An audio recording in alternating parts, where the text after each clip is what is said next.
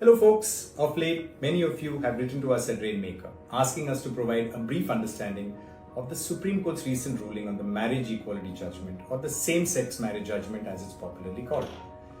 So, we have put together a brief history of the struggle of the LGBTQ+ community, culminating in the recent Supreme Court judgment. Until 2018, homosexuality, as some of you may know, was a criminal offence under Section 377 of the Indian Penal Code, or IPC. In 2001, the NAS Foundation, an NGO, filed a public interest litigation, or PIL, in the Delhi High Court, challenging the constitutionality of Section 377. In 2009, the Delhi High Court declared Section 377 unconstitutional and decriminalized homosexuality.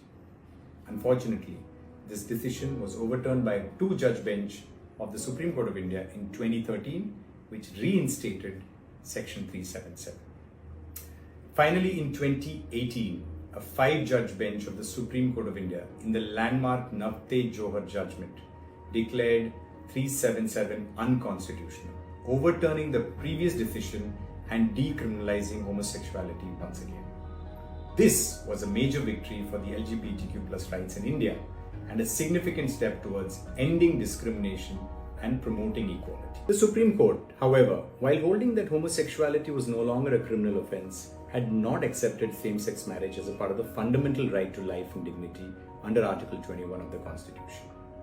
There is still no law in India that specifically recognizes same-sex marriages, and therefore same-sex couples cannot adopt children jointly, nor do they have the right to inherit their partner's property. This had set the ground for a clutch of petitions that were filed challenging the constitutionality of the Special Marriage Act on the grounds that it violated Articles 14, 19 and 21. The Supreme Court decided to keep personal laws out of the scope of these petitions.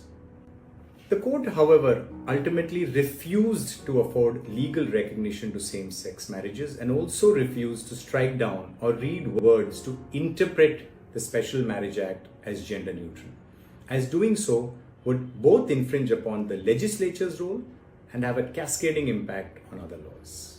To sum up, here are 5 key highlights of the judgment. 1. The right to a civil union. The court ultimately held that the government is not obligated to recognize the bouquet of rights flowing from a civil union either.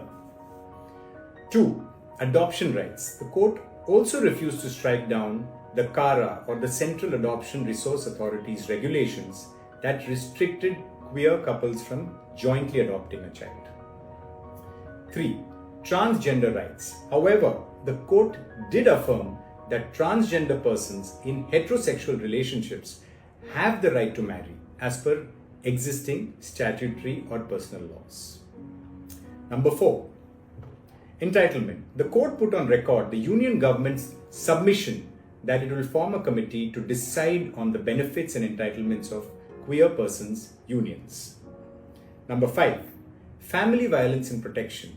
The court held that people in queer relationships have the right against being separated through coercion and fear, and has issued directions to the police department to not force queer persons to return to their family.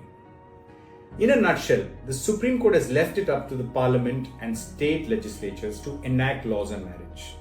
The only sliver of hope for the community lies in the court's directive to the government to establish a committee to determine the rights and entitlements of queer couples. I hope you found this helpful. Thank you for watching.